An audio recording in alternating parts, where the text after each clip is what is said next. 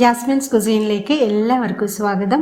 ഇന്ന് നമുക്ക് വളരെ എളുപ്പത്തിൽ രസം തയ്യാറാക്കാം.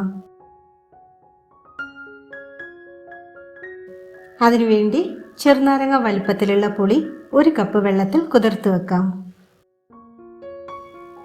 2 നല്ല പഴുത്ത തക്കാളി എടുത്തിട്ടുണ്ട്. ഇത് ചെറുതായി മുറിച്ചതിന് ശേഷം കൈകൊണ്ടോ സ്പൂൺ വെച്ചോ നന്നായിട്ടൊന്ന് ഉടച്ചെടുക്കാം.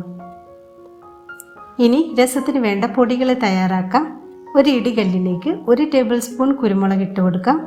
ഇനി 1.5 ടീസ്പൂൺ ജീരകവും ചേർത്ത് തരിതരിപ്പായി പൊടിച്ചെടുക്കാം. മിക്സിയിലും പൊടിച്ചെടുക്കാം, അധികം പൗഡർ ആവരുത്. ഇതുപോലെ മതിയാകും. ഇതിനി മാറ്റിവെക്കാം.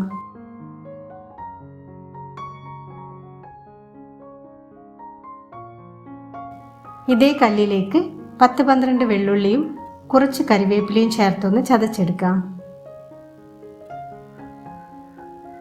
ഇതും നമുക്ക് മാറ്റിവെക്കാം.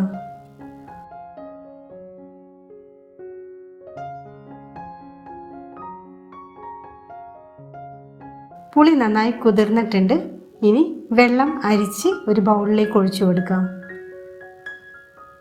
ഇതിലേക്ക് ഉടച്ചെടുത്ത തക്കാളി ചേർക്കാം. കുറച്ച് മല്ലിയില ചേർക്കാം. ഇടിച്ചു വെച്ച പൊടിയും വെള്ളുള്ളിയും ചേർത്ത് കൊടുക്കാം. ഇനി ഇതിലേക്ക് രസത്തിന് ആവശ്യമുള്ള 1 കപ്പ് വെള്ളം കൂടി ചേർത്ത് മിക്സ് ചെയ്യാം. ഇനി ഒരു പാനിലേക്ക് 1 ടേബിൾ സ്പൂൺ എണ്ണ ഒഴിച്ച് ചൂടായതിനു ശേഷം 3/4 ടീസ്പൂൺ കടുക് ചേർത്തൊന്ന് പൊട്ടിച്ചെടുക്കാം. ഇതിലേക്ക് 2 വറ്റൽമുളക് കൂടി ചേർത്ത് കൊടുക്കാം.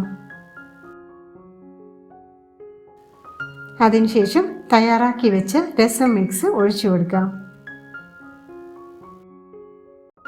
ഇനി 1/4 ടീസ്പൂൺ മഞ്ഞൾപ്പൊടിയും 1/2 ടീസ്പൂൺ കായപ്പൊടിയും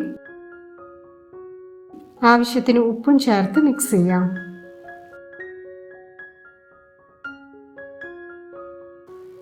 രസം നല്ലപോലെ ഒരു പ്രാവശ്യം തിളക്കുന്നതിന് വേണ്ടി വെയിറ്റ് ചെയ്യാം. നന്നായി തിളച്ചിട്ടുണ്ട്. ഇനി നമുക്ക് ഫ്ലെയിം ഓഫ് ചെയ്ത് രസം അടച്ചു വെക്കാം. കൂടുതൽ സമയം തിളപ്പിക്കരുത്. 5 മിനിറ്റ് കഴിഞ്ഞ ശേഷം നമുക്കിതൊന്ന് തുറന്നു നോക്കാം. രസം തയ്യാറായിട്ടുണ്ട്. ഈ വീഡിയോ നിങ്ങൾക്ക് ഇഷ്ടപ്പെടുകയാണെങ്കിൽ സബ്സ്ക്രൈബ് ചെയ്യാനും ലൈക്ക് ചെയ്യാനും മറക്കരുത്. Thanks for watching.